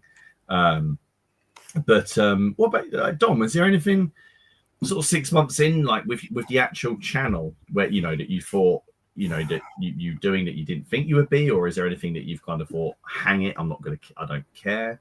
So where are you sort of with So, channel? I mean, in terms of content, it's a bit like Steve's talking about with his channel now. Is mine's always been my hobby journey. So it literally is the ups and downs of whatever addiction I've got at the moment in terms of the hobby and what I'm playing and what I'm interested in. So very much that continues. I guess the one thing that kind of caught me by surprise and I wasn't really expecting, and I'll probably do a bit more on, is the 3D printing. I kind of an ummed and ahed about doing that. As I mentioned once before, I picked up one of Ken's cast-off printers, and it sat in the corner and frankly terrified me, and I didn't even want to touch it. And then I sold it for more money than I paid him for it, so that'll keep him happy. But that's been fun to do. But I guess I have more recently kind of had a little bit of a lack of motivation so I used to play solo games on the table here, and I just hadn't really felt that for a bit, which I'm not sure why. But that sort of has derailed a bit. And I hear you on the editing. I don't edit a huge amount on my videos, especially the long battle reports anyway, but even the little bits, I do feel I have to listen through to it all because I want to make sure that some of the more improper comments don't snip through because some of the banter around the table can get a little fruity at times. So I try and remove quite a bit of that at times. But, it's kind of, but it's like I should have done a video from last week's game. And I've got this week's game also to edit, so I've got 2 to do, and it's like, oh no, maybe it's the heat, but I can't be bothered at the moment to do it. Whereas I'm quite enjoying doing little sort of snippet video. Well, for me, little snippet ones. I've got another one I'm working on at the moment, which I'm quite enjoying doing. So, but I don't know. I would love to, like you say, I have from time to time looked into different editing software, for instance. I know you use something different to me. I use just a cheap one that I've always used. But the learning curve of having to spend the time to do it and learn how to use it just puts me off. And the one I use, while it crashes every so often. Mine does as well. It crashes all the time. Oh, well, that makes me feel a lot better. No, it does. Filmora crashes. And I didn't even really... I didn't do any research. I got an online voucher for film. I've never used anything else. Oh no, I used for my first 5 videos. I used my phone to edit them together. I think I'd cry now if I tried to do that. It's just when you're trying to add a cut with my fat thumbs on trying to do something on the screen. But I basically picked Filmora, and I'd be terrified to try anything else now. I know when they do an update, I swear I have to sit there. It takes twice as long to edit the next video because they've moved everything around on the interface. It drives me mental. That's what worries me. As I think, the one that so I use Shotcut, I think it's called, and it's just one that I was free, and but like you say, you just get familiar with it, and it's like, I know exactly how to do things with it. I can't do any of the really clever stuff, sort of molding in and out, but then probably I'm not capable of that anyway. So it just, but I have from time to time thought I should really go and maybe do an evening class or something on how to edit videos, and I just think, Alex has arrived. He's got his note. He brought a powerful computer specifically to run Filmora. Wow. Filmora. When it was Martin that recommended it to me, and I wouldn't change or go to any of the software. It's just so easy to use. It's just so intuitive. It just works. Yeah. It's a really great piece of software. Yeah. I get that. I mean, this new camera I've got, because it shoots mostly. I mean, I was like, oh, it shoots in 4K. I might as well shoot it in 4K. And just like, oh, that's 120 gig of files to put on the computer. Maybe don't do that again. I did that. I bought some time ago. I thought, I'll invest in a nice, because I just use some old digital camera. In fact, I think I recommended you, Steve, the camera I use and the one I use, they don't even make anymore. So you've got the newer version of it. It works perfectly well. The microphone, even though you can't put an external port on it, is absolutely brilliant. It actually is pretty good. It works perfectly well for what I need. But then I thought, you know what? Like you say, Martin, I'll get a better one. And this one had 4K and whatever. And I spent a fair amount of money on this camera because I thought, oh, well, I can use it for other things as well. Absolute twash. It overheats. The battery life is ridiculously small. And so I'm still using the old one. I use the better one now for sort of when I'm in the boot room here, if I'm videoing stuff here, because I can just plug it back in again every so often to recharge it. Yeah. But it's just like that familiarity, and I don't know. I did buy another camera, one of those sort of GoPro-y ones which wasn't really for gaming, but it isn't a GoPro, but it's a knockoff version of that cheaper one. And I used that going around Salute, and then realised it was too dark, the settings and everything. So these sort of things, you just, especially when you're technological oaf like me, the learning curve on them is just like, oh, really? I think but it's difficult, isn't it? Because I think if you were going to make a living out of your channel or something, you might invest the time and energy and to learn and what have you. But it's a hobby, and it's you never really. It's not like it's going to be a job, so enjoy it and just as long as people can watch the videos and enjoy them, then. My motivation was sort of more. Well, I was getting fed up of using what I was using. I was starting to lose my rag with it a bit. I was getting. Robin will attest to this. And then we used the new camera on the pillage game, which I made it in a minute, and it made life so much easier. So yeah, it really did. That's actually been quite fun, because I did like a film course at like when I was out of college and stuff as well. There's a horror film out there that I did, which is essentially a rip-off of Reservoir Dogs, but with a masked killer, which is one of my friends going after everybody. And we had an old quarry near us with some old buildings in it, so we filmed a lot of it there very early in the morning when people weren't around to tell us not to be in there, which I don't advocate. But spraying fake blood everywhere, wondering what those poor people probably thought in the morning when they come in. That's weird. Yeah, it's weird. Yeah, I got good marks for that. I got good marks. That's all that matters. Well, I didn't want to spend, because we were given like a budget, right? And we were given a budget, and I didn't want to spend any of it. I didn't want to spend any of it on actors. I just wanted to spend it on gore effects and camera and kit and editing. So I made my friends do it. I made all our best friends, and I'd only been seeing Haley for a couple of months. So Haley came along and did makeup and stuff on my face. So doing it. I've still got it. I got a DVD. We put it on DVD.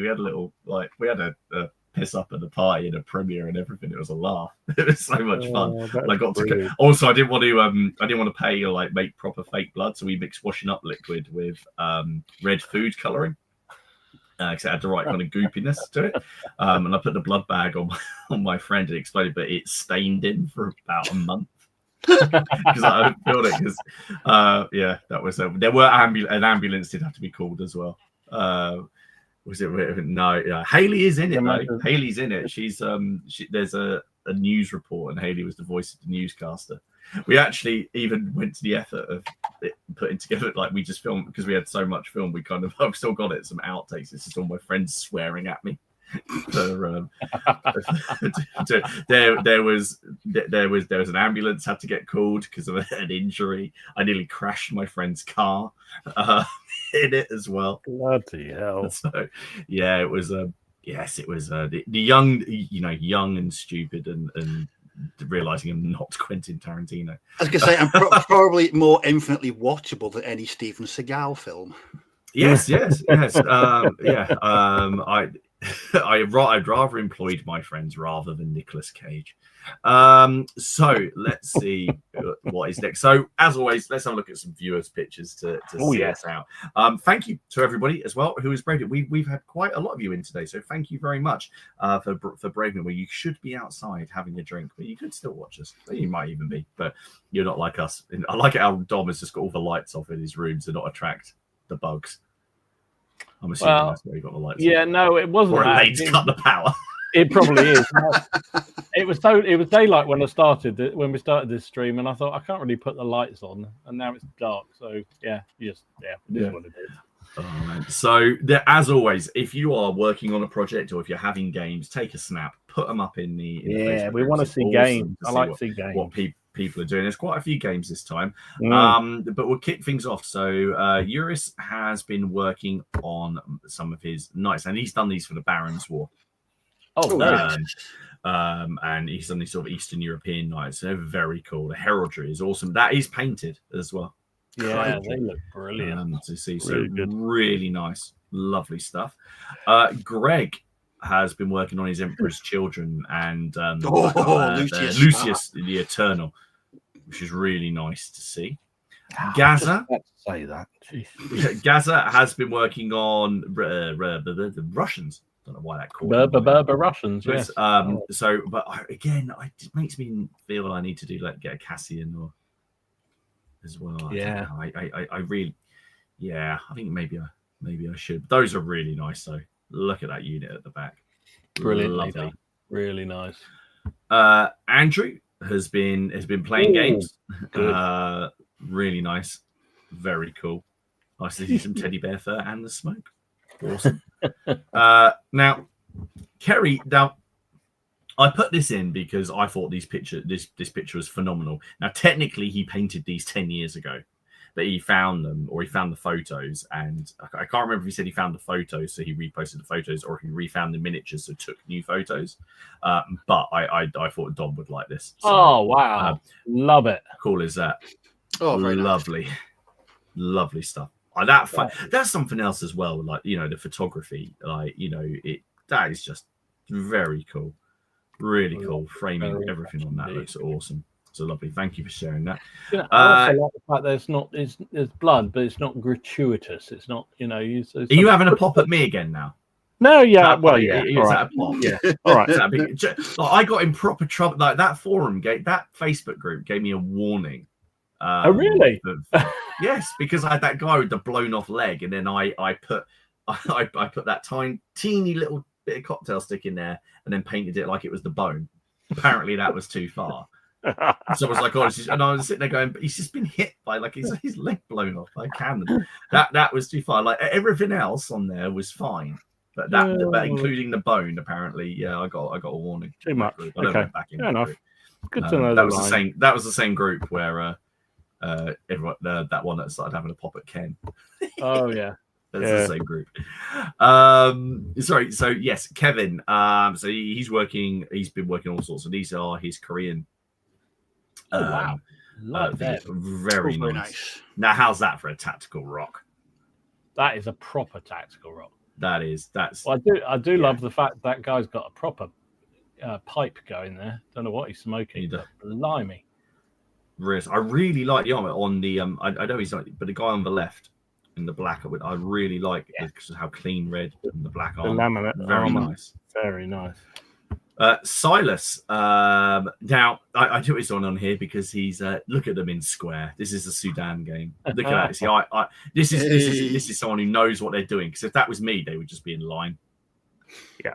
And that's why Silas probably had a great game, and they didn't just get massacred in the first minute.